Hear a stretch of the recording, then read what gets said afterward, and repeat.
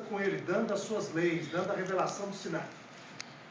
Bem claro, seria transformar o povo de Israel num reino de sacerdotes, ou seja, representantes de Deus entre os homens. Esse é o objetivo. Pessoas que apresentavam Deus aos outros homens e que poderiam interceder a favor dos outros homens diante de Deus. É isso que o sacerdote faz. O sacerdote ensina a palavra do Senhor. Okay? Uma nação santa, ou seja, uma nação separada para mim, para o meu serviço. Okay? E como é que se conseguiria isso? Como é que o povo iria se tornar uma nação santa diante de Deus? O segredo aparece no verso 5. Vejam bem o verso 5. Êxodo 19, verso 5.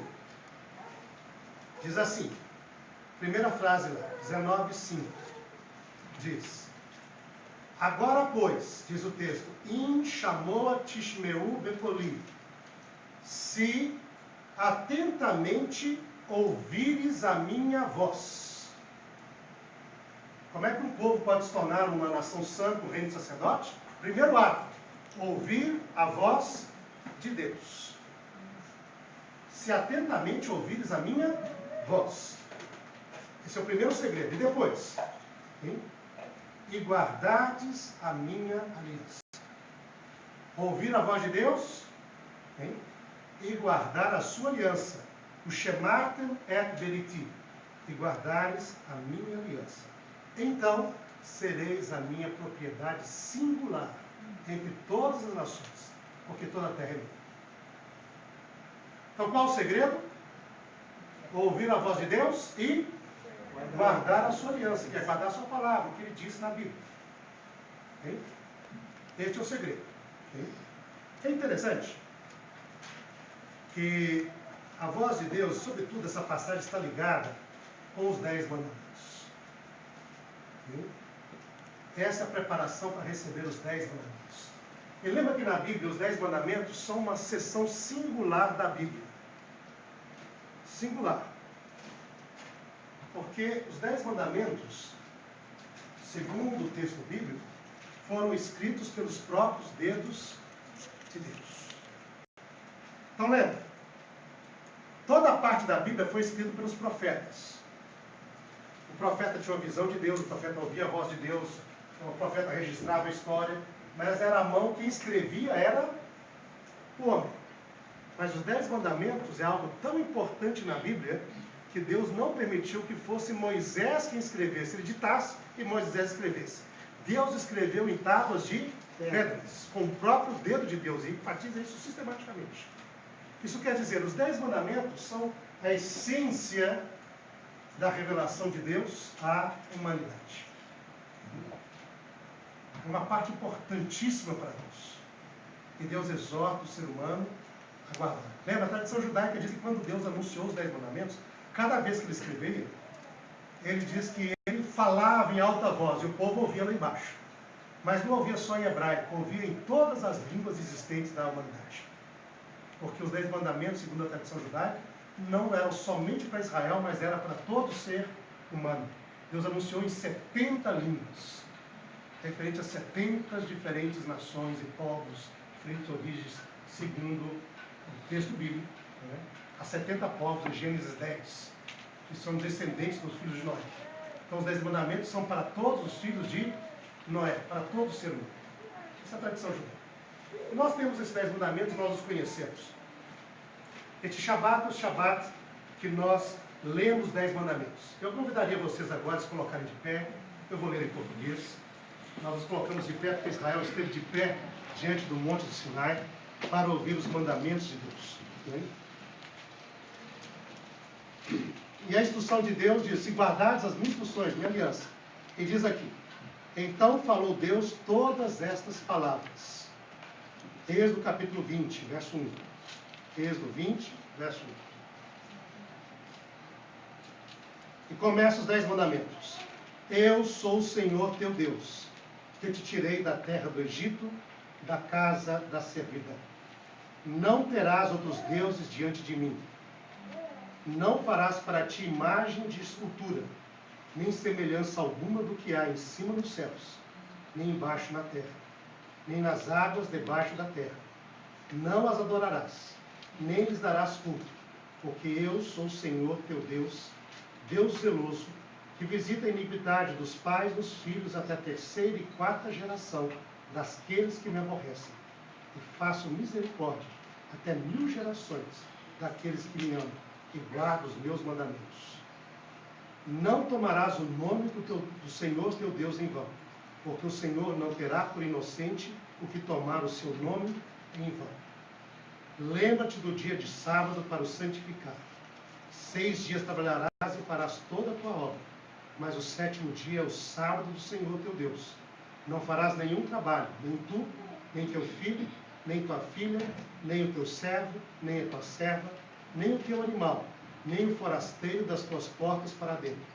Porque em 6 dias fez o Senhor os céus e a terra, o mar e tudo que neles há, e ao 7º dia descansou. Por isso o Senhor abençoou o dia de sábado e o santificou. Honra teu pai e tua mãe, para que te prolongue os teus dias na terra que o Senhor teu Deus te dá.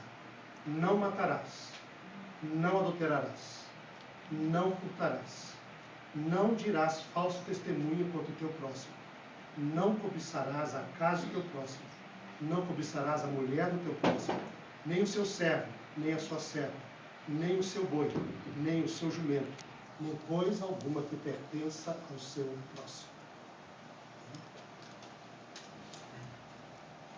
Podemos assentar? 10 mandamentos, 10 instruções de Deus para a vida e para um mundo melhor. Eu já contei aqui essa experiência da Geni Friedman, mas ela é sempre verdadeira. Geni, lembra, já mencionei para muitos de vocês, alguns não estavam aqui. Geni é uma senhora que morava em Haifa, Israel, judia, adventista também, nasceu na Áustria, cresceu na Romênia, não é? Passou a Segunda Guerra Mundial na Romênia, foi sobrevivente da Segunda Guerra Mundial. Depois da Segunda Guerra Mundial, mudou-se para a Itália, da Itália para o Brasil. E aqui no Brasil encontrou o Messias. E depois, já mais idosa, foi morar em Israel. E Geni, ela me dizia, Reinaldo, aqui em Israel, muitos dos jovens israelenses me perguntam, Geni, como é que você pode acreditar em Deus, sendo que você passou por todo aquele terror da Segunda Guerra Mundial? E ela me respondia, sabe o que eu digo? Eu digo o seguinte, não põe em Deus a culpa do homem. Eles perguntaram, mas como assim, Geni? É o seguinte, Deus nos deu os 10 mandamentos? Está todo mundo guardado. Deu ou não deu? Deu. Se todo ser humano, se todo homem guardasse os 10 mandamentos, como seria este mundo? Esse mundo seria um céu, uma maravilha. Mas não guarda por quê? Porque não quer. Guarda porque não quer. Então pronto. Se guardasse, Deus já deu instrução. Nós temos simplesmente de seguir. Ouvir e guardar. Ouvir e guardar. Isso é parte da responsabilidade humana. Nossa responsabilidade. Interessante que na leitura dos 10 mandamentos, na tradição judaica, eu acho isso muito curioso, se coloca o texto de Isaías, capítulo 6, que fala do Deus Santo. Isaías vê a visão de Deus, Deus Santo, Santo, Santo, não é? Adorado pelos anjos. E depois, junto com esse texto, coloca também Isaías 9, que fala do nascimento do Messias prometido. E o texto que nós lemos lá diz que ele seria, Isaías 9, né? Vamos ao texto da Isaías 9.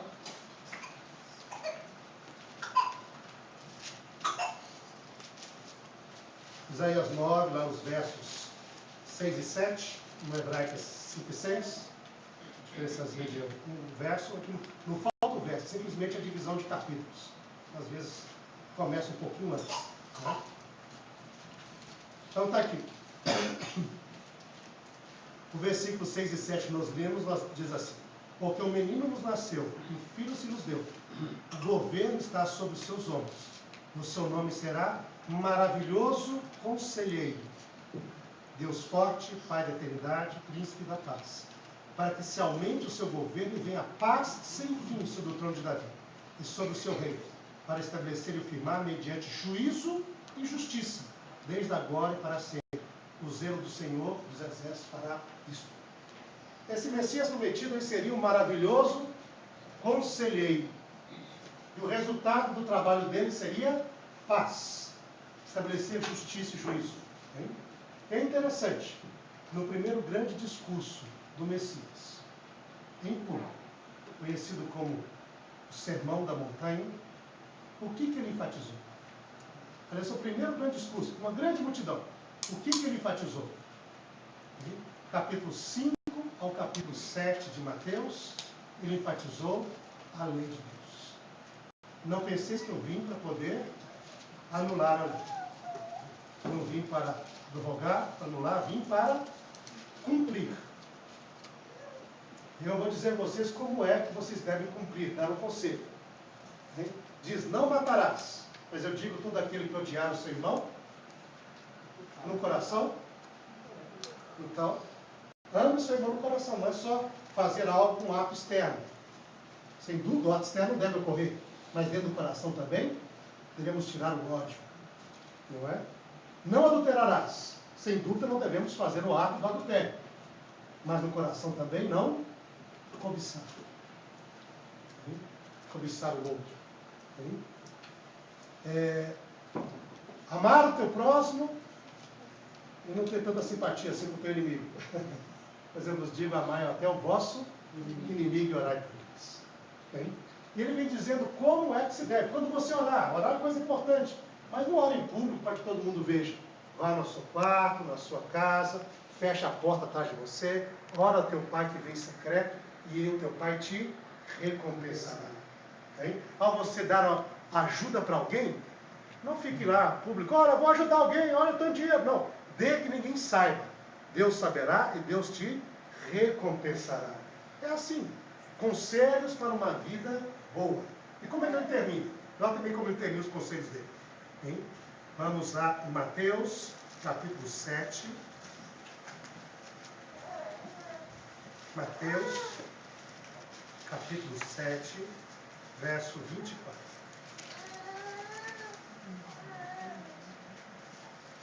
Esse é o encerramento do Sermão da Montanha.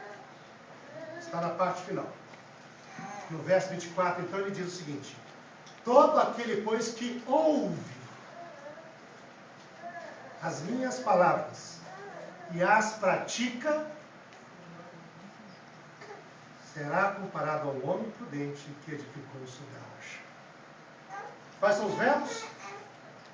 Ouvir e praticar. O que nós temos lá em Êxodo 19, verso 5?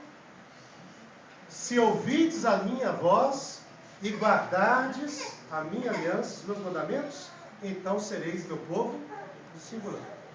Se ouvides as minhas palavras e praticardes, mesmo. O segredo é o mesmo, não existe diferença, porque a verdade de Deus é única sempre. O segredo em se tornar uma porção especial de Deus, um sacerdote do Senhor entre os homens, santo para o Senhor, parte do povo santo de Deus, é ouvir a palavra de Deus e praticar isso. Ouvir e guardar. Ouvir e praticar. Não basta só ouvir. Temos de praticar. E o praticar tem que ser precedido pelo ouvir a voz do Senhor. E assim nós seremos aquilo que Deus planeja para o seu povo, para seus filhos e filhas. Shabbat Shalom, nesse contexto. Deus abençoe na reflexão. Amém. Terminamos.